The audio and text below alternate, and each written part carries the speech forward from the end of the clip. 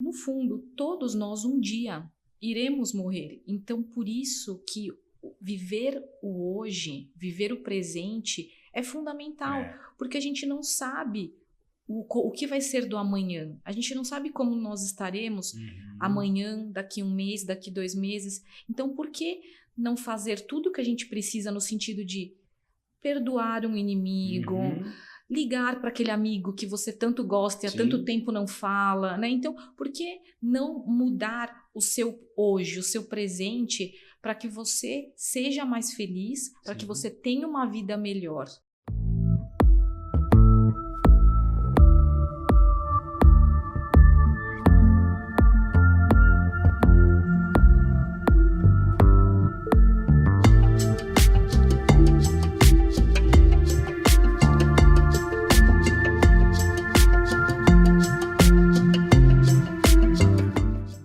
Olá pessoal, meu nome é Wellington Maciel, vamos dar início a mais um episódio aqui do Gentilcast e hoje com o tema o câncer e a tríade da saúde. Hoje estou aqui com a doutora Vanessa Miranda, seja muito bem-vinda, doutora, é um prazer ter você aqui com a gente, podendo compartilhar aí um pouquinho do seu conhecimento, né?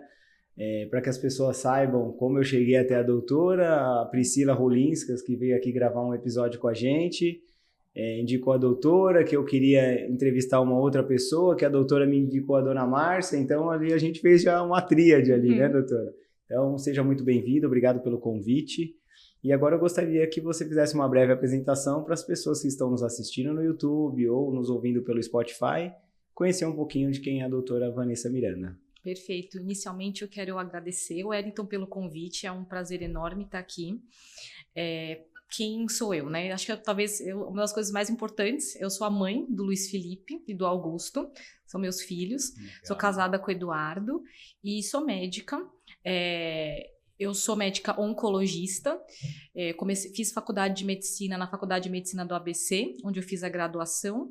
Depois eu fiz clínica médica na Paulista, né, na Escola Paulista, e por fim, residência de oncologia no ICESP, que é o braço oncológico do HC, né, os pacientes do HC oncológico sempre vão para o ICESP para receber tratamento, e até hoje trabalho lá com um intuito mais acadêmico, mas também trabalho na Oncologia Adoro, onde eu tive o prazer de conhecer tanto a Priscila como a dona Márcia. Ah, que legal. E nessa área não para de estudar nunca, né, doutora? Não para nunca. Inclusive, esse foi um dos motivos que me levou a decidir por fazer oncologia, né? Quando eu entrei na faculdade, eu só sabia que eu queria ajudar as pessoas. Eu não entrei na faculdade decidida que eu ia fazer oncologia, ou que eu ia fazer cirurgia, qualquer área. Eu entrei bem aberta para as opções, até porque meus pais não são médicos, então isso também me permitiu escolher o que realmente o meu coração mandasse, né? Legal. E aí, ao longo da faculdade, a gente entra em ligas, que a gente fala que são grupos de estudo de determinadas áreas de maior interesse. E dentre as ligas que eu entrei, tinham várias, eu participei de várias ligas, e eu entrei na liga de oncologia. E lá a gente tinha um ambulatório que era uma vez por semana, e lá a gente tinha a possibilidade de conhecer diversos pacientes oncológicos com diferentes diagnósticos, com diferentes momentos da doença. E aí a gente atendia semanalmente esses pacientes. E você vai criando vínculo, vai fazendo amizade, e aí nessa liga foi que eu descobri que eu queria ser oncologista, porque eu percebi que nessa área eu conseguiria talvez ajudar muitas pessoas. Então foi daí que a oncologia entrou na minha vida. E a gente até pergunta, né? Porque normalmente os pais acabam incentivando, né? Filho, vai pelo lado da engenharia, né? Igual seu pai é engenheiro, ou vai pro lado da arquitetura, que é igual a sua mãe, né? Então, pelo que deu para perceber, próximo de você não tinha nenhum médico assim que teoricamente te incentivou, ó, faz, você tem que fazer, não, né? Não, exato. Meus pais, obviamente, prefeririam que eu seguisse uma das áreas deles, né? Meu pai queria que eu fosse engenheiro, eu era boa de números, então eu seria bem encaminhada se eu seguisse para engenharia. Legal. Eu acho que eu teria uma boa carreira. Mas eu percebia que eu precisava demais no sentido de ajudar as pessoas. É claro que o engenheiro ajuda as pessoas, o arquiteto também, através de construções ou diversas outras atividades, né? Mas eu queria ajudar de uma maneira diferente. Então, foi aí que eu decidi mesmo fazer a medicina. Eu tenho uma prima, que ela é uns 4 anos mais velha que eu, que ela também foi médica. Ela foi a primeira médica da minha família. Legal. E eu fui a segunda médica. E foi assim que eu escolhi. Legal, e foi bom, assim, porque não ter pais médicos, por um lado, me permitiu escolher a área que mais me tocou. Porque como eu gostava da medicina no geral, talvez se eu tivesse pais ginecologistas, eventualmente, talvez eu teria ido para essa área. Se eu tivesse pais cirurgiões, talvez eu teria ido também. Mas o fato deles não serem médicos me permitiu escolher o que a minha vocação me direcionou. Que legal, doutora. Bacana, muito legal mesmo. Doutora, antes da gente dar o início, eu vou estar apresentando aqui os apoiadores aqui do GentilCast, né?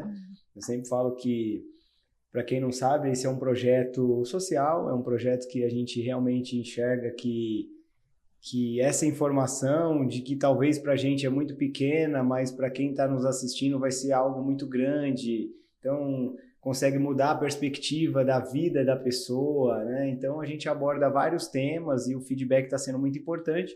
E aqui nós temos 2 apoiadores que acreditam no nosso projeto, tá?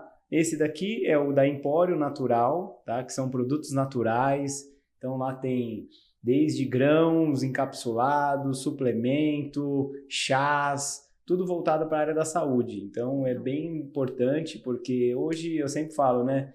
Que o Guilherme e a Janaína criou algo que nunca vai parar, porque realmente a gente está cada vez mais sedento, né, de ter uma alimentação mais correta, de ter um suplemento bom.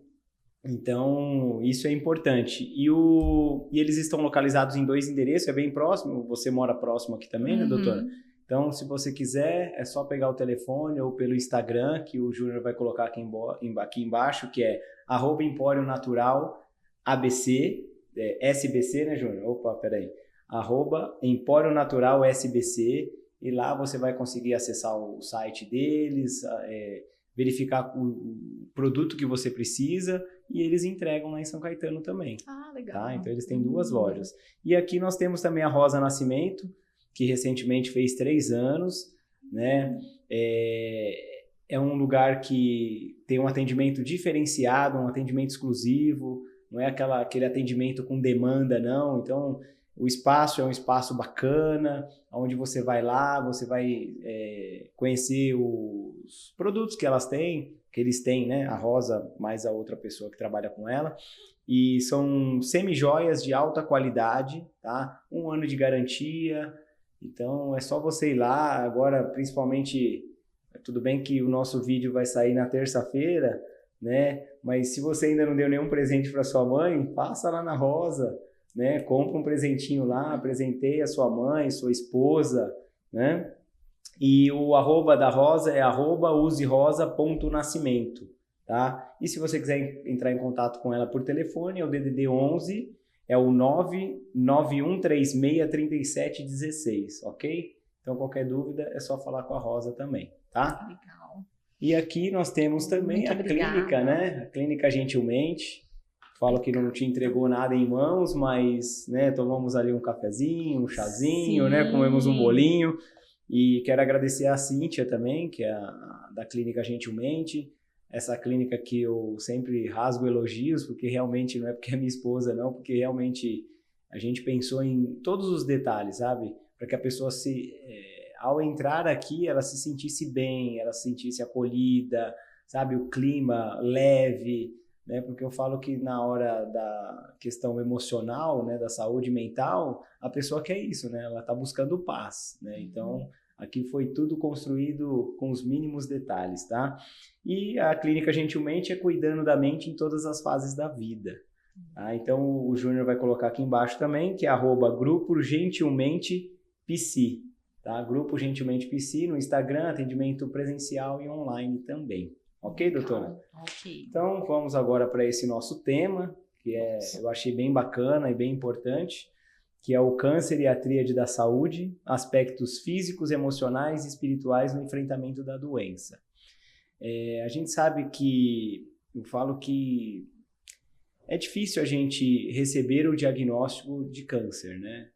E eu sei que na área da medicina, a gente às vezes espera que o médico dá aquela, né? E normalmente os médicos são diretos, né, doutora? Até porque vocês trabalham com isso todos os dias, né?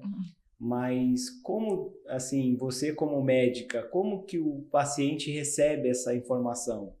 Ou como que você passa, ou existe uma estratégia para que você passe essa informação de uma forma não tão impactante? Essa é uma excelente pergunta. Não existe um roteiro padrão, né? É claro que vai um pouco da empatia e da realidade de cada paciente. Tá. Existem pacientes que preferem que você seja objetivo. Tá. Enquanto que tem outros pacientes que preferem que você fale nas entrelinhas, ou fale o mínimo possível, ou delegue informações a algum familiar. Mas sempre a notícia inicial, ela sempre é muito impactante. O que muitos pacientes dizem é que é aquela impressão de que de repente abriu um buraco. Você estava ali com a sua vida, com a sua programação de futuro, e de repente você vai ter que dar uma pausa em tudo aquilo, porque você vai ter que se reorganizar para um tratamento. Seja ele um tratamento cirúrgico, seja ele quimioterapia, seja ele radioterapia. Então você precisa, nesse primeiro momento, se reajustar, né? E acredito que uma das coisas que ajuda nesse primeiro momento é o suporte familiar, de amigos. Cada pessoa busca suporte de alguma maneira. E ter esse suporte facilita, porque para questões simples do dia a dia, levar meu filho na escola, puxa, não vou conseguir levar mais porque eu estou em pós-operatório ou porque eu estou com náusea da quimioterapia. Então, você precisa de pessoas para te ajudar. Tem pessoas, pacientes, que preferem não contar para ninguém que recebem o diagnóstico. E eu sempre respeito muito a opinião de cada paciente, mas eu acho que eu sempre tento passar que pessoas importantes devem saber, até para você ter alguém para confiar, se precisar de alguma urgência, de alguma necessidade, você ter alguém para contar, né? Para buscar seu filho, para fazer alguma coisa no mercado para você, eventualmente. Então, é sempre muito difícil a primeira notícia, mas a forma com que cada um absorve, eu acho que depende também desse background aí de suporte familiar, que com certeza ajuda nesse enfrentamento. Eu imagino. E ali você acaba pegando casos de que está no início e casos que está muito avançado, né, doutora? Sim, isso é uma coisa que a gente até falou um pouco, sim. né? Porque a gente, na oncologia, a gente trata desde os pacientes com diagnóstico inicial, curável, né? Até aqueles diagnósticos mais avançados em que o tratamento é um tratamento de controle. Isso pode soar muito triste, né? Porque você fala, nossa, então você vai ver tristeza o dia inteiro, né? Mas o que as pessoas às vezes não enxergam é que primeiro, a gente tem muitas alegrias, porque felizmente com o avanço dos tratamentos, a gente alcança a cura, graças a Deus, com uma frequência maior. As pessoas estão mais preocupadas, as pessoas fazem rastreamento, então cada vez mais a gente tem a possibilidade de diagnosticar a doença no momento inicial, em que a cura é possível, né? Mas a vitória não está só na cura. A gente aprende também na oncologia a ver a vitória em outras coisas que às vezes são sutis. Mas, por exemplo, um paciente que não vai ter mais muito tempo de vida, ele ter a possibilidade de ir para a praia uma última vez. Eu tive um paciente que os netos e uma filha morava na Alemanha. E ele estava numa situação já muito crítica da doença, mas ele conseguiu esperar para que a filha viesse da Alemanha, trouxesse os netos, ele pôde conversar com os netos, fazer a despedida da maneira dele, mas que era o grande sonho dele, antes dele falecer. E a esposa depois me encontrou e isso foi uma vitória, porque ela foi me procurar para agradecer, porque apesar de, infelizmente, ele não ter conseguido, né, resistir, ele conseguiu fazer o que ele quis fazer, sabe? Ele conseguiu, tudo que ele queria ter feito, ele alcançou. E ela ficou muito feliz por isso, porque ela viu que o marido dela, todos os objetivos que ele queria ter alcançado, ele conseguiu, inclusive se despedir dos netos, né? Então, claro que eu ficaria muito mais feliz se 100% dos meus casos fossem de cura, mas a gente começa a ver o sucesso, a felicidade em outras coisas menores, mas que também fazem bem para o paciente. E aí que vem o bem-estar, porque você ajudou. De alguma maneira, você impactou positivamente na vida daquele ser humano, seja pela cura ou de qualquer outra forma. Então, acho que a oncologia permite isso. E até, a gente também falou um pouco disso, a gente leva isso para a vida também. Porque na minha vida, hoje, eu dou valor para coisas pequenas, que às vezes podem parecer uma bobagem, mas eu vejo como uma bênção de Deus. Você poder ver o pôr do sol, você poder estar junto com seus filhos no final de semana. Então, assim, isso são bênçãos diárias que a gente tem, né?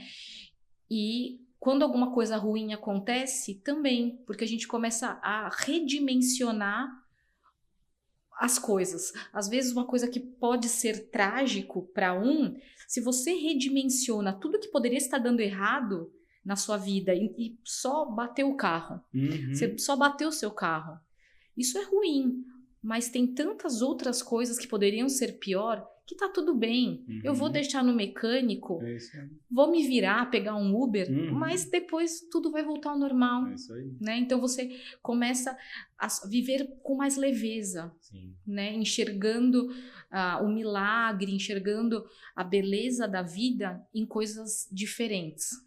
Os pequenos detalhes, né? Eu até coloquei aqui, né? Vitória nem sempre é a cura, porque às vezes a pessoa acha que para ela vencer ela precisa estar curado. Mas nesse processo, talvez o que você faz em um pequeno gesto faz a pessoa olhar e falar, nossa, minha vida não é tão ruim assim, né? Eu lembro que quando meu pai, que faleceu agora recentemente, ele foi fazer a cirurgia de amputação da perna, né? Ele teve uma trombose. Ele teve uma trombose. E aí, na hora, o médico, a gente achou que ia cortar o pé dele, né? E aí o médico chegou para mim nos bastidores e falou, Wellington, não, a gente tentou fazer o cateterismo, não deu acesso, seu pai não tem circulação na panturrilha. Então a gente vai ter que amputar para cima da panturrilha, acima do joelho. E aí ele desenhou lá, explicou, eu falei, ó, vou lá. Aí chamou eu, minha irmã e minha mãe, e aí foi conversar com ele. E aquilo impactou muito ele, né? E aí ele falou, não, doutor, eu vou esperar mais uns dias, né? Porque eu tenho fé que ainda vai desobstruir e tal. Aí o médico, ó, o senhor que sabe, o senhor decide. Lá já tá tudo pronto, mas o senhor que decide. E aí quando o médico saiu, eu falo que nesse momento Deus me usou muito, né? Porque eu virei para ele e falei assim, que é isso que a gente está falando, né? De você mudar a ótica, né? Você tem o problema, mas a pessoa olhando desse lado, ela fala, nossa, peraí, não é tão grande do jeito que eu imaginava. E aí eu virei para ele e falei, pai, quantos anos o senhor conviveu com as duas pernas? Aí ele falou, 68 anos, meu filho. Eu falei, olha como Deus é maravilhoso. Deus proporcionou para o senhor viver com as duas pernas 68 anos. E agora o senhor vai ter que aprender a andar de novo com uma prótese. E aí ele virou para mim e falou, meu filho, você tem razão. Então pode falar para o médico que eu vou fazer a cirurgia. Então eu fiz ele enxergar aquele problema, não deixou de existir o problema, né? Mas ele enxergou de uma forma porque é assim, né? Quando você ganha alguma coisa tem um peso, quando você perde o peso é dobrado, porque você perdeu. Então o recado que a doutora está dando é que através de um diagnóstico você pode enxergar vários tipos de cura. Cura espiritual, cura emocional, cura física, né, familiar. de você realmente dar valor à sua família. Eu já peguei alguns casos de amigos, clientes, que só começou a olhar para a esposa depois que teve o diagnóstico de câncer. E aí, em 3 meses, onde ela conseguiu viver, ele quis fazer tudo que não fez em 20 anos. Né? Então, esse recado é importante. Não deixe você ter um diagnóstico ou qualquer outra doença, porque eu até anotei aqui também, doutora, futuro versus presente. O que a gente tem controle agora? É no presente. Passado já foi. Futuro, a gente não tem controle. Então, a gente tem que viver o hoje, né? Com certeza, acho que isso é muito importante, a gente tem que viver o hoje, porque a gente não sabe o dia de amanhã, né? Alguns pacientes perguntam assim, ai, doutor, eu tô muito, muito triste porque eu sei que eu vou morrer. Mas se a gente parar para pensar friamente, eu sei que tem um contexto da doença por trás, então às vezes essa questão da morte pode estar um pouco mais perto, mas no fundo, todos nós um dia iremos morrer. Então, por isso que viver o hoje, viver o presente é fundamental, porque a gente não sabe o que vai ser do amanhã. A gente não sabe como nós estaremos amanhã, daqui 1 mês, daqui 2 meses. Então, por que não fazer tudo o que a gente precisa no sentido de perdoar um inimigo, ligar para aquele amigo que você tanto gosta e há tanto tempo não fala, né? Então, por que não mudar o seu hoje, o seu presente, para que você seja mais feliz, para que você tenha uma vida melhor, né? Verdade.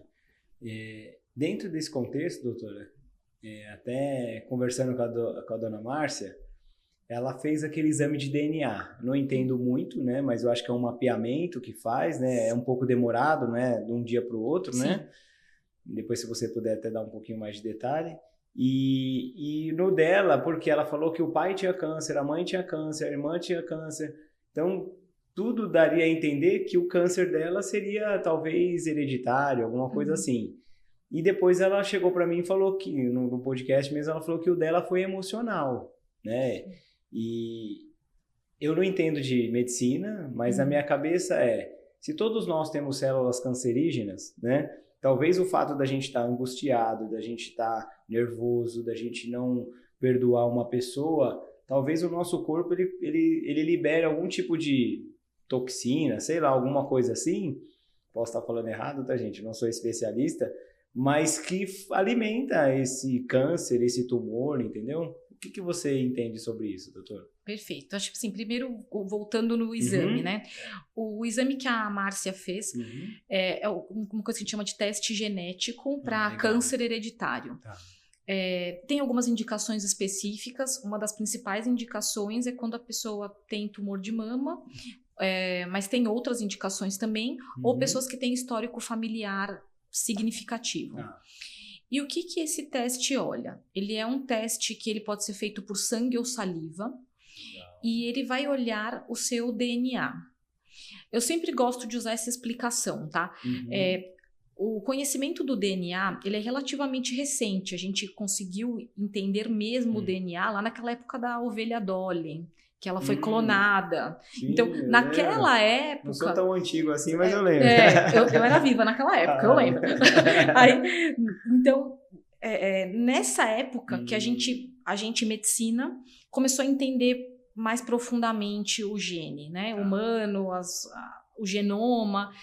E aí, baseado nesse conhecimento, a gente entendeu que existem algumas mutações no nosso DNA que podem ser herdadas e que ter estas mutações te trazem um risco elevado ou minimamente acima da média para desenvolver alguns tumores, tá? Isso é uma sentença de que você terá um tumor? Não. Você pode muito bem ter uma mutação genética, mas não desenvolver tumor. Mas o fato de ter a mutação já te põe sob um risco maior. E cada mutação tem uma conduta específica. Dependendo da mutação, você precisa fazer um acompanhamento mais rigoroso ou eventualmente fazer uma cirurgia. Então, isso vai variar de mutação para mutação. No caso da Márcia, especificamente, ela não tem no teste genético dela nenhuma mutação encontrada. Tá? É claro que também esse conhecimento ele evolui ao longo do tempo. Então, às vezes, daqui 5, 10 anos, o teste que a gente fez hoje possa ser diferente. Mas o que a gente sabe hoje é de bastante valia já, tá? E aí, quando a gente faz um teste genético e ele vem negativo, nos indica que é um câncer esporádico, que na verdade é a maioria dos tumores, tá? Os genéticos giram em torno aí de 15%, numa estatística alta, 20%. Os outros 80% são esporádicos. E o que é esporádico? Ele pode acontecer por qualquer causa, que pode ser exposição, como por exemplo uma exposição ao tabaco, a exposição ao álcool, à obesidade, o uso de alguma medicação que pode dar mutação, tem algumas substâncias químicas que podem mudar e aumentar as mutações do nosso DNA e trazer risco de desenvolver câncer. Então, você pode ter por várias causas. A dona Márcia acha que pode ter um fundo emocional, porque ela teve episódios emocionais muito fortes que precederam o diagnóstico dela. Isso a gente não tem grandes dados científicos que provem, mas o que a gente sabe é que depressão, algumas situações emocionais podem eventualmente mexer com o nosso sistema imune. E como o nosso organismo ele vive em constante mutação e correção de mutação, às vezes alguma baixa de imunidade, alguma alteração do nosso equilíbrio corporal pode ser uma porta que vai se abrir para facilitar o desenvolvimento de um tumor. Então isso é algo hipotético, mas que não só no caso da Márcia. Teve um paciente, ele era jovem e ele teve um diagnóstico de uma doença extremamente agressiva. E ele fez o tratamento e ele ficou curado. E ele tinha uma doença avançada. Então, assim, ele estava numa estatística pouco provável. Tá? Isso é uma coisa que eu queria falar também. Milagres acontecem todos os dias. Quem é médico sabe. Às vezes, um diagnóstico improvável, um diagnóstico de uma evolução provável, toma um rumo totalmente diferente e acaba curando, mesmo quando você acharia que a probabilidade seria quase zero. Isso é uma coisa que a gente vê muito sempre na medicina. A gente vê. Às vezes são pequenos milagres. Às vezes você vê uma pessoa que já está vivendo muito mais do que a estatística diz. Então, assim, às vezes... por isso que eu digo quem é médico sabe, porque como o médico sabe o que é esperado, não é incomum a gente se deparar com pacientes que vão muito mais longe do que seria o esperado, sabe? Mas voltando dessa questão do você ter a evolução, né, desse paciente. Daí ele ficou curado. E ele ficou por uns quase 5 anos sem a doença voltar. Ele, inclusive, ia ter alta, né? Então, a gente, quando fica sem doença, o oncologista acompanha por 5 anos e depois dá alta. Caso tenha doença ainda, a gente segue por além dos 5 anos. Mas quando não tem mais doença, 5 anos, o oncologista dá alta. Então, ele estava quase para ter alta. E o pai dele faleceu. E ele teve uma recorrência. A doença voltou, pouco tempo depois.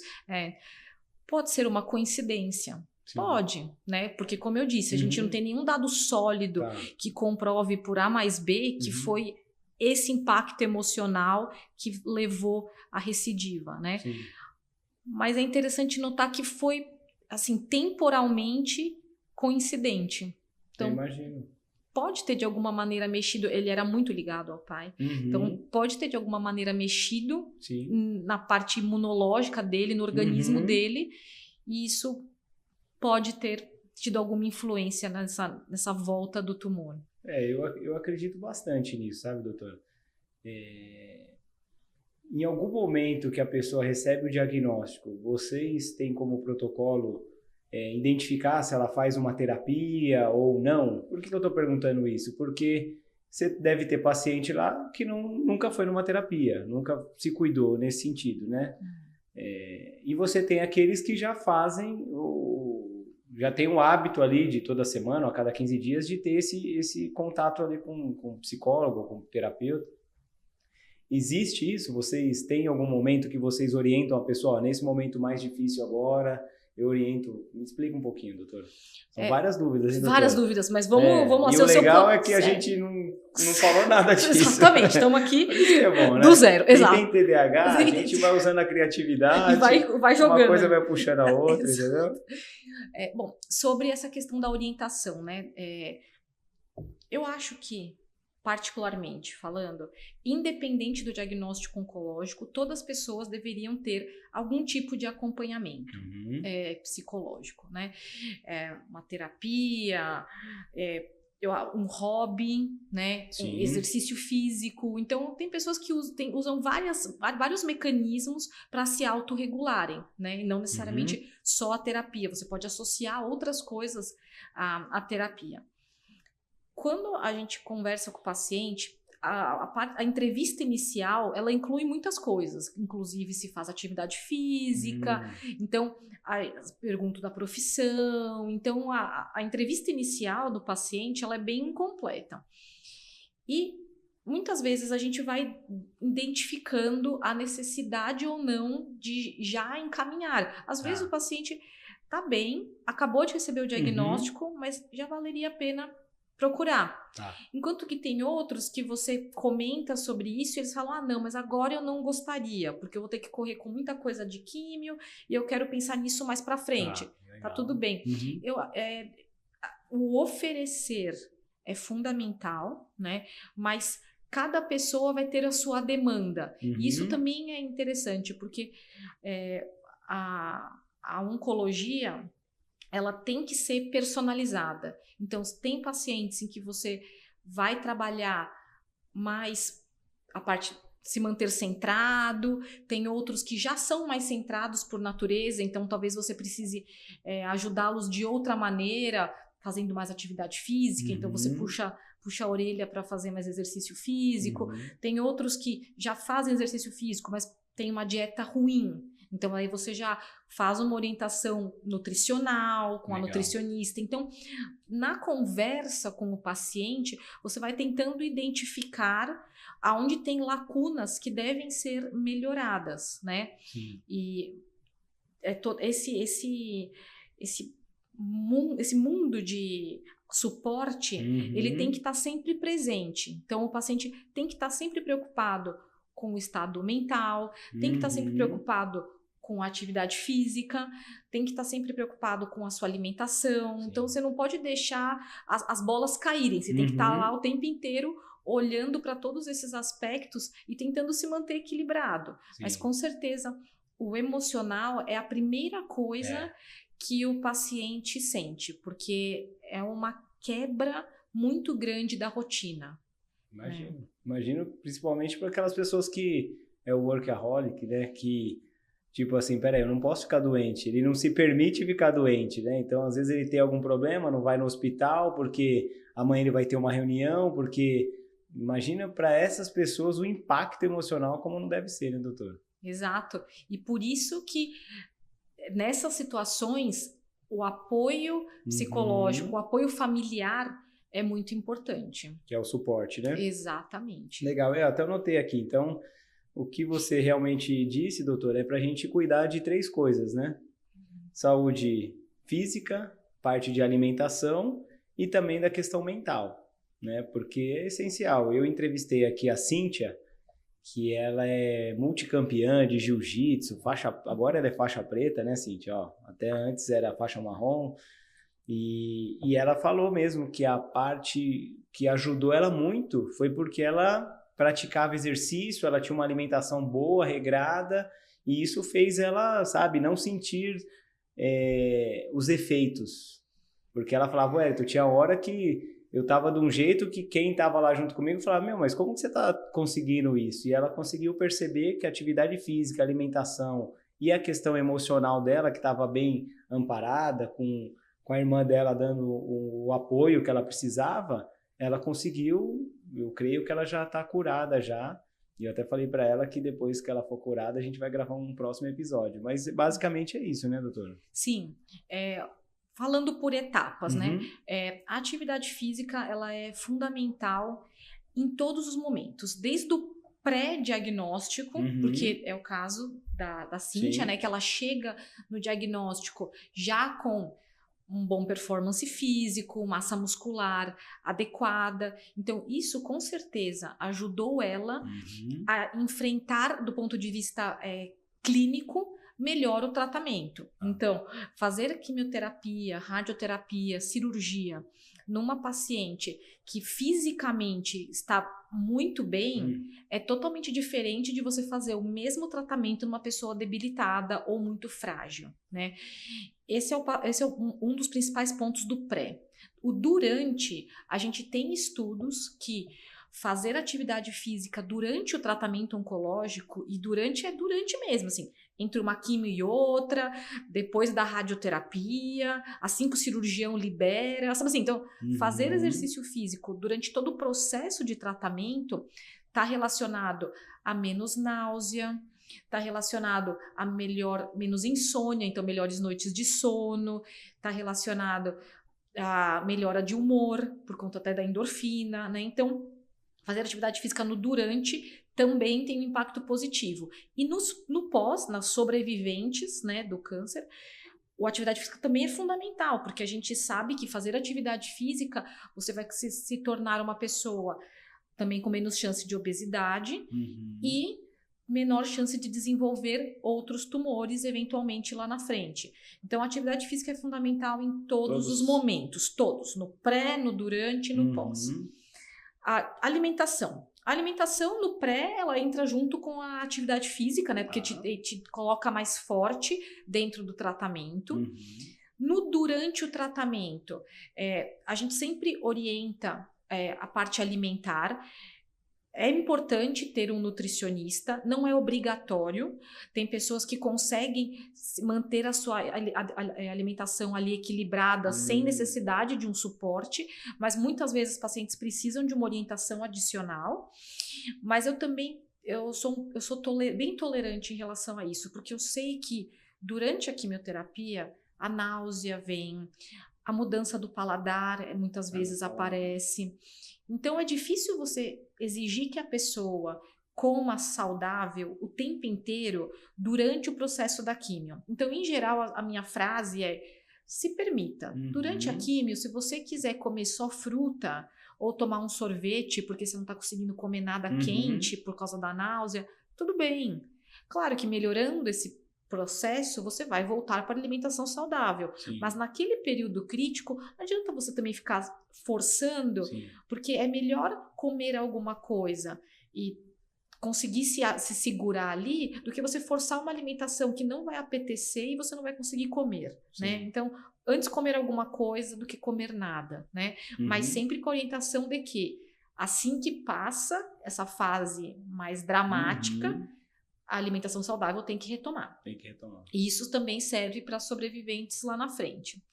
E a parte psicológica, que já eu colocaria também junto da parte psicológica a religião, né? Então, isso também faz parte do melhor enfrentamento, tanto do tratamento como da doença. Então, você manter o otimismo faz toda a diferença. E eu sempre tento falar isso para os pacientes. Tem pacientes que naturalmente são otimistas e você percebe rápido. Na conversa, percebe. Primeira consulta você já sabe. Porque a notícia sempre é muito impactante. Aí, mas a maneira com que a pessoa te retribui, você passou a notícia para eles, ele vai te retribuir de alguma forma. Você já sente que a pessoa é ou não mais otimista. Ser otimista faz toda a diferença, tá? É claro que não é para ficar se iludindo, mas é a questão da ótica. É você olhar o copo, ele meio cheio ou meio vazio. Né? Então, você tem aquele problema, bora pegar as armas e vamos lutar. Bora, o que preciso fazer? Tipo, qual é o próximo passo? Tipo, tá bom, doutora, já entendi, tem esse diagnóstico. E agora o que eu vou fazer? Né? Então, que tem outros que já tem aquele momento do luto, né? E a gente tem que respeitar todas as fases. Mas ter o otimismo, com certeza, faz a diferença. Né? Faz, porque você vai com mais mais garra, com mais ânimo, né? Uhum. Então, para os pacientes que não são tão otimistas, eu geralmente falo, ó, vamos tentar melhorar, não dá pra gente ficar pensando assim, o tratamento vai te deixar bom, vamos pensar positivo. Então, é importante a gente quebrar um pouco esse negativismo que muitas vezes vem com o diagnóstico. Sim. E, às vezes, a pessoa até é otimista, mas ela naquele momento ficou baqueada, ela ficou impactada. E é isso que eu comentei. Nós temos que respeitar todos os momentos. Tem um momento de raiva, tem um momento de culpa, tipo, o que eu fiz? Às vezes você não fez nada, né? Então, a gente vai participando de todas essas fases, todos esses processos, né? Então, eles tem momentos que eles estão mais animados, tem momentos que eles estão com raiva por ter tido o diagnóstico, porque foi injusto, porque comigo, né? Mas o importante é que a pessoa entenda que ela não fez nada de errado. Na grande maioria das vezes, a pessoa não fez nada de errado. Aconteceu como poderia ter acontecido com qualquer pessoa do mundo. Sim. Mas se aconteceu com você, vamos seguir em frente. E o que eu também sempre falo é que a medicina e a oncologia, também, isso é uma ótima notícia, ela desenvolve muito rápido. Então, por ano, a gente tem milhares de drogas novas sendo testadas, tecnologias diagnósticas sendo testadas. Então, a evolução nessa área da oncologia é tão grande que, às vezes, uma situação que quase não teria sucesso há 10 anos atrás, hoje a pessoa está curada com o mesmo diagnóstico, só que a gente tem muito mais armas terapêuticas, né? Então, eu acho que isso é importante também, lembrar que a oncologia, ela evolui muito rápido, então a gente tem muita possibilidade para oferecer. Isso, cada momento sai uma pesquisa nova, e esses testes são feitos como, doutora? Normalmente, assim. Os testes de tratamento, em paciente, né? Mesmo? Isso, em pacientes. Na verdade, são fases, né? Tem os estudos, a gente usa estudos de fase 1, fase 2 e fase 3. Tem os de fase 4, mas fase 4 já é quando é uma droga já mais consolidada. Os de teste é fase 1, 2 e 3. Fase 1, você... Até tem os pré-clínicos, na verdade, que é antes do fase 1, que você pode usar em grupamentos celulares ou eventualmente em animais, né? Então você faz testes ainda não em humanos. Aí você, nesse cenário de ou testes em animais ou testes em grupamentos celulares tumorais, em que você faz a aplicação do remédio e tal, você começa a ter resultados positivos, aí você entra no fase 1. Estudo fase 1 são geralmente estudos menores, né? Mais para tentar entender toxicidade, né? Dados de segurança do remédio. Aí depois vem o fase 2, que é um estudo um pouco mais robusto, que ele tenta reforçar os dados de segurança do estudo de fase 1 e já tentar esboçar uma eficácia. E, por fim, os de fase 3, que são os estudos que geralmente aprovam as drogas novas. Então, é quando você pega uma droga e realmente testa em vários pacientes para ver se essa droga de fato é ativa para tratar determinado câncer. E aí tem coisa que é rápida e tem coisa que acaba demorando um pouco, né? Sim. Porque para isso ser ativo, né, esse tipo de droga que é feito esses testes, dependendo de tantos pacientes, deu certo, aí vocês... Vai para a próxima etapa. Vai para a próxima etapa. Até aproveitar esse assunto, Legal, que eu acho que é bem importante passar, principalmente se tiver pacientes ouvindo e tal. Estudo clínico é muito importante. Estudo clínico é o que vai fazer a ciência andar. Legal. Então tem pessoas que falam, porque eu não quero ser cobaia. Não é isso. Porque geralmente estudo clínico, ele já passou, aquela fase de segurança inicial já foi testada. Então não é que você vai ser o primeirão a receber esse remédio, né? Bacana. Então ele já vem com um background ali de conhecimento. E às vezes, você fazendo um teste numa droga nova, você pode trazer um conhecimento para a medicina, tanto você se beneficiar, porque você pode eventualmente ter um super resultado com esse tratamento inovador e ser uma pessoa que vai ter sua vida mudada, como também você pode mudar a vida de outras pessoas lá na frente. Com certeza. Que depois que o estudo for encerrado, né, que todas as pessoas forem feitos, os tratamentos e avaliadas, se o estudo for positivo, outras pessoas no futuro vão poder usar essa mesma medicação que você usou. E no começo ela foi um teste, mas ela pode virar um tratamento padrão daqui a um tempo, né? Então, é você ajudar, né, outras pessoas no futuro. Então, tem pessoas que têm uma certa aversão a estudo clínico, mas eu queria tentar desmistificar, legal, porque doutor, é muito importante. Porque hoje se falar em estatística ou se falar de pessoas, muito pouco as pessoas que querem fazer parte de um projeto, né?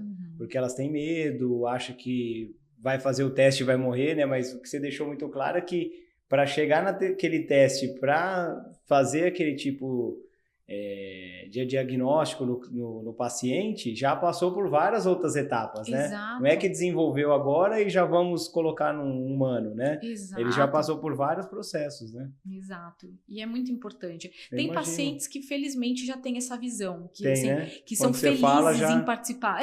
Eu tenho paciente que fala: doutora, se tiver qualquer estudo, eu quero entrar. Olha, que legal. Porque elas são pessoas que veem que elas vão impactar, né, na ciência, na medicina, né? Então, e realmente pode ser muito bom. Teve uma paciente lá atrás, né?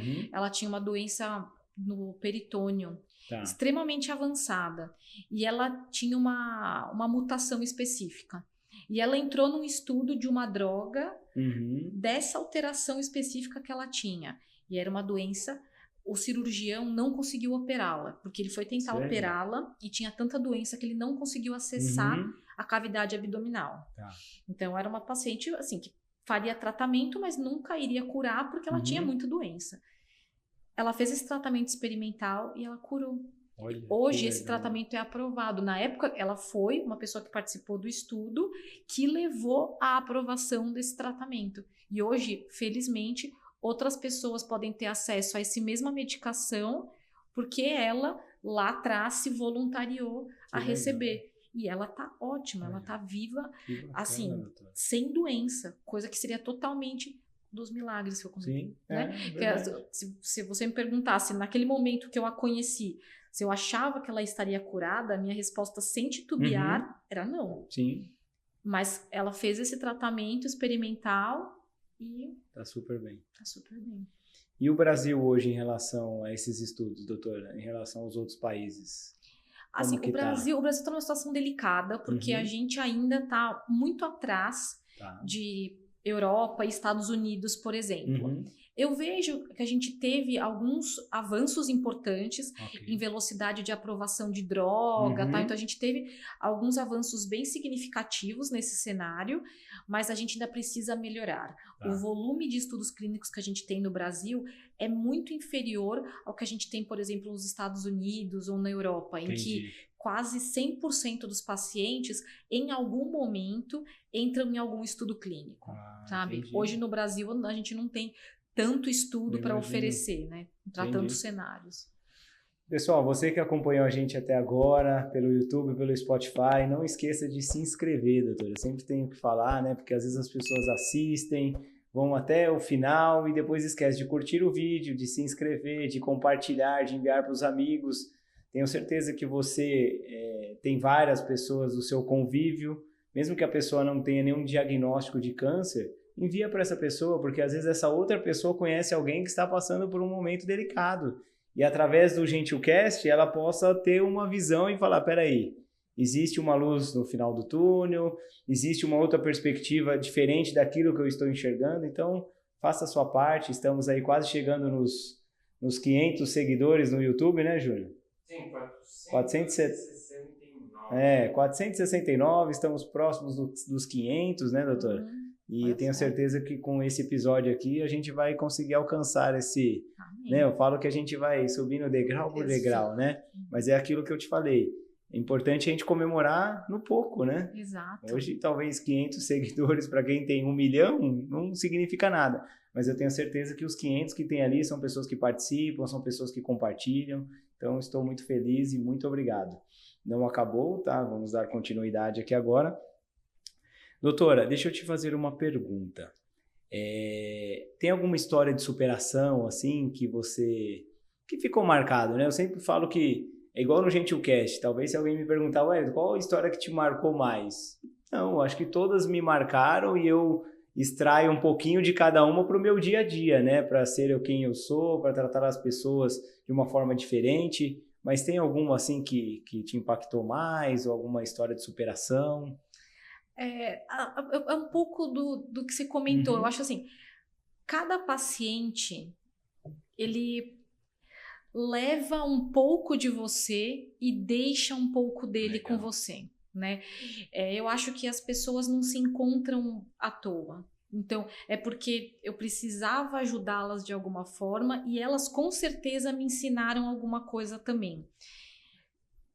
De diversas coisas, né? Tem pacientes que te ensinam coisas do que você não deve fazer, né? Tem pacientes que te ensinam coisas de como você deve cuidar da sua família, de como você deve... Então, a gente acaba tendo... E acho que isso que é o que é o mais gostoso da oncologia. Porque meu marido é oftalmo, né? Você já sabe. Meu marido é oftalmo. E ele não tem uma ligação tão forte com os pacientes. Por quê? Ele vê o paciente, se eventualmente ele precisa operar, ele opera, aí o paciente vai embora, ele vai passar só no ano que vem. Então, ele cuida dos pacientes, mas ele não cria o vínculo. Tá. Eu não. A maioria das vezes, eu conheço o paciente, eu conheço o filho, eu conheço o neto, eu conheço a esposa, pelo nome. Eu sei o que eles fazem. Entendeu? Então, assim, então você começa a virar uma parte ali, um amigo. Eu até comentei isso também. A maioria dos meus pacientes, eles vão se tornando amigos, porque eles me veem com frequência para fazer tratamento, fazer as visitas, e nessas consultas, é claro que a gente tem o nosso tempo dedicado a falar sobre o tratamento e o diagnóstico, mas a gente tem o tempo também para contar o que aconteceu de interessante nesse último mês, na sua vida. Então, a gente tem uma troca muito grande de experiências mesmo. Então, eles contam experiências da vida deles. Vários pacientes sabem coisas pessoais da minha vida, porque eu também conto. Então, é isso. Eu acho que eu não tenho um paciente favorito, mas o que eu tenho certeza é que todos eles que passaram na minha vida, eles levaram e deixaram coisas muito importantes. Que bacana, doutora. E agora, já caminhando aí para o final, doutora, a gente falou sobre tudo aqui, né? Sobre aspectos físicos, emocionais, alimentação. A gente abordou de uma forma bem clara e transparente aqui para todo mundo que está nos assistindo. Mas uma pergunta que eu quero fazer, né? Eu sempre percebo que a área da saúde, o pessoal trabalha muito, é muito intenso, pega um plantão, sai de um plantão, vai para outro, sabe? E às vezes você está passando com o médico, mas você percebe que o médico está pior que você, né? Talvez está sem dormir. Então, eu sei que muitos trabalham por dinheiro, muitos trabalham por missão, muitos trabalham... mas como que o seu olhar como médica... dentro da área da saúde, como que tá isso daí? Eles têm esse cuidado ou realmente... Porque na área da psicologia, na área da terapia, isso aumentou muito, doutora, muito, né? Muitas pessoas, muitas mesmo, né, doentes, muitas pessoas precisando ali de um amparo, de um cuidado. E na área da saúde, eu de fora, né? Eu tô perguntando para você que tá realmente lá dentro, mas como que tá esse... Tá equalizado isso? Não, tá desbalanceado mesmo? Desbalanceado. Eu acho assim, talvez se você perguntar para médicos, a grande maioria vai responder isso, vai responder que médico tem um problema, que a gente realmente é workaholic. A grande maioria dos médicos são. Bom, saber isso. E assim, por diversos motivos. Acho que assim, o financeiro é um motivo, mas em geral não é o principal. Tá. Às vezes você... ou pelo menos no meu caso, você tem um problema um pouquinho de falar não. Sabe assim, a pessoa te pede alguma coisa, tipo, você pode encaixar mais um paciente. Eu não vou dizer não, o paciente precisa me ver. Como eu vou dizer não? Então, assim, aí você começa assim, precisa... Eu trabalho no ICESP e faço parte acadêmica. Tem que fazer um capítulo de um livro. Não vou dizer não. Vou fazer o capítulo do livro. Então, aí você vai... Quando você vai ver, você tá... com um monte de coisa para escrever, ou participar de uma banca de doutorado. Você não vai recusar, porque você quer participar para ajudar o aluno. Então você começa a deixar de negar tudo que te pedem. Mas essa é uma coisa que eu, particularmente, estou começando a trabalhar. Que bom. Tenho agora cada vez mais focado em ter um período para dedicar para os meus filhos, fazer mais atividade física. Eu sempre fiz, Legal. mas agora eu estou aumentando a minha atividade física, começando a organizar meus horários e ser um pouquinho mais restrita, falar mais não. Sim. Então, eu acho que muitos médicos têm esse problema, o dizer não, sabe? Porque a gente acaba tendo muitas funções e você quer abraçar tudo, você quer tentar resolver tudo, né? Então, eu acho que esse é um problema. E esse eu acho que é o maior problema dos médicos. Essa questão da gente não ter tempo para cuidar de nós mesmos. Sim, é isso aí. Então fica esse alerta, né, doutora? Eu sempre falo que aqui no GentilCast a gente gosta de extrair não só aquilo para que você possa aprender, mas para que a pessoa que está aqui na minha frente também, né? Leve alguma mensagem. Porque eu tenho esse olhar mesmo do médico. Nossa, é um trabalho fantástico, enfermeiro, né? Todo mundo ali da área da saúde. Quando a gente está no hospital, que a gente começa a ter um olhar diferente, né? Porque quando você está fora, ali é uma profissão como qualquer outra, né? Mas quando você está ali precisando, você vê. E é legal deixar esse recado para que você cuide de você do mesmo jeito que você cuida dos seus pacientes. Isso é fundamental. Fundamental, Isso é fundamental. Doutora, porque você precisa estar bem para sua casa estar bem, para os seus filhos estar bem, para o seu esposo estar bem, para o seu casamento estar bem. Então, eu fiz essa pergunta para uma psicóloga amiga nossa, né? Eu falei, deixa eu te fazer uma pergunta. Imagina se você tratasse todo mundo do mesmo jeito que você trata os seus pacientes. Como você estaria hoje? E aí ela virou para mim e falou, nossa, você e as suas perguntas que faz a gente refletir e ao mesmo tempo se acabar, né? Porque é uma visão, entendeu, doutora? Porque existem algumas fases da nossa vida que passou, não volta mais. Então você tem 2 filhos, eu também tenho 2 filhos. Se eu não aproveitar esse período, vai chegar um momento que ele vai fazer intercâmbio, que ele vai querer estudar fora, em outra cidade. E cadê aquele momento? Não volta mais, doutora. Tem coisa que não volta mais. Então, se a gente tiver essa dimensão, não estou falando para você, a partir de agora, não trabalhar mais e ficar só cuidando dos seus filhos. Não. Mas se você puder equalizar a sua agenda, colocar você dentro da sua agenda, que momento do seu dia que o seu nome está na sua agenda? Né, doutora? Exato. Não é importante isso? Não, é importantíssimo.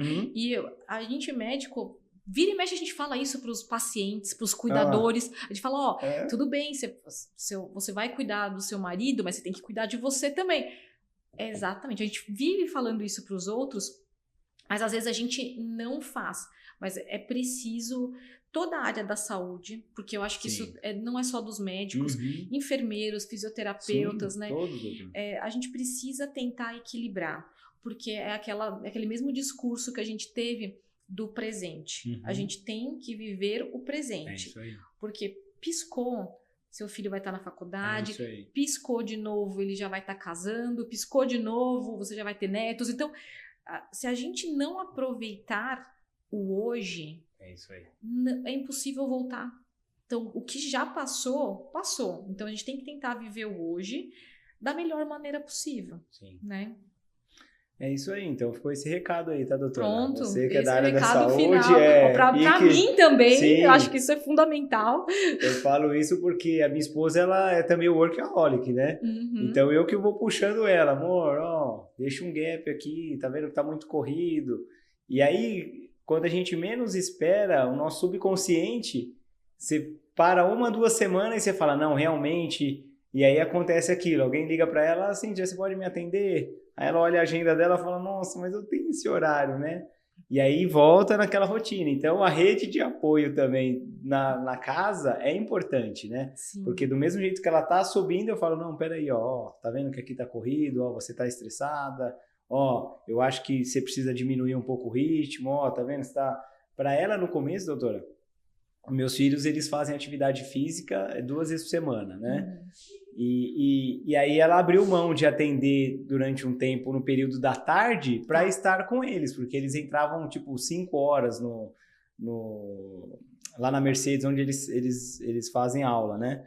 E aí, para ela romper essa barreira foi muito difícil, porque ela falou, nossa, imagina, um paciente me liga, eu tô precisando e eu separei esse horário para ficar com meus filhos, como assim, né? E aí vem naquele negócio na sua cabeça que você precisa pagar as contas, que você precisa... Tudo dá um jeito. Tudo dá um jeito. Ela parou de trabalhar durante um período à tarde, agora eles estão fazendo no período um pouco mais tarde. Aí ela conseguiu equalizar a agenda dela, mas no começo é muito difícil. E é mesmo, muito difícil. Você que já está naquele ritmo há muito tempo.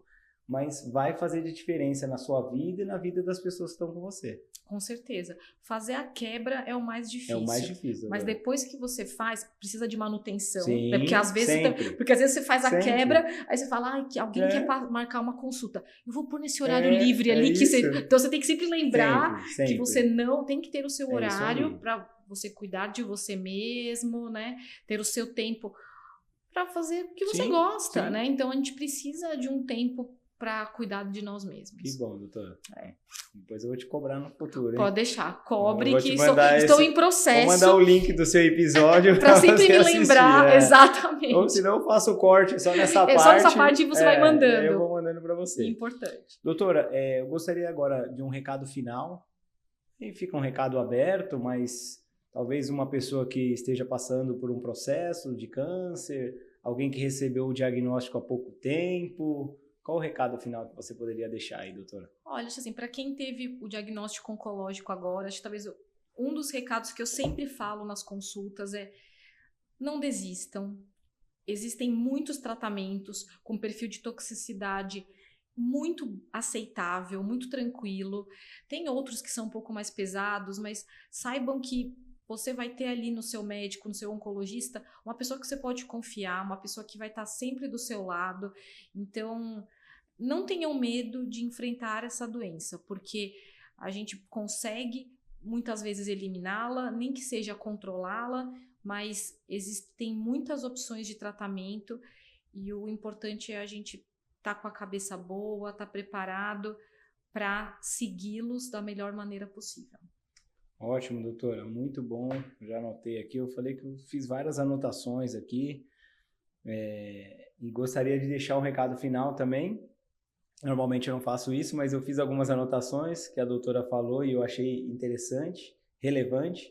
Vitória nem sempre é a cura, ficou bem marcado isso. Obter sucesso mesmo perante ao caos, né? Porque a gente está no olho do furacão, mas você consegue ter sucesso também. E ela comentando sobre os pacientes, que ele leva um pouco de você e deixa um pouco deles também. Então, na nossa vida é essa troca sempre, né, doutora? O GentilCast, eu aprendo muito com você, que está aqui me falando, dando essa aula, com todas as pessoas que já entrevistei. Aí você leva um pouquinho de mim também, de algum comentário que eu fiz, a gente entrega lá para quem está nos assistindo e nos ouvindo. Então, realmente, essa frase aqui me marcou bastante. E eu gostei dessa frase, viu, amor? Ó, ter otimismo faz toda a diferença, né? Minha esposa fala que eu sou muito otimista, né? Se tá chovendo é porque tem que chover e as plantas agradecem. Se tá muito sol, então eu sempre tive isso comigo, então hoje acaba sendo natural. Mas para você que ainda não é tão otimista assim, começa a praticar. Sim. É um exercício diário, né, doutora? É um exercício. Então é isso, doutora.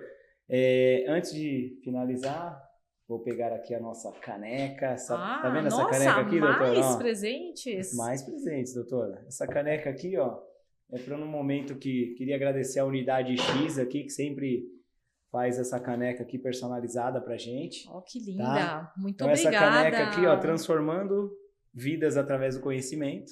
Lindo. E quando você precisar ser gentil com você, lembre de pegar a sua caneca, colocar um chá, uma água, um café. Com certeza. E lembrar de que você precisa ser gentil com você também. Muito obrigada. Quer dar algum recado final também, fora esse que a senhora já deu, doutora? Eu quero só agradecer e espero que esse podcast possa ter ajudado muitas pessoas que estão vivendo o diagnóstico oncológico ou até os familiares, para poder também auxiliá-los da melhor maneira de apoiar aí seu familiar ou seu amigo, né? Então é muito importante. Legal.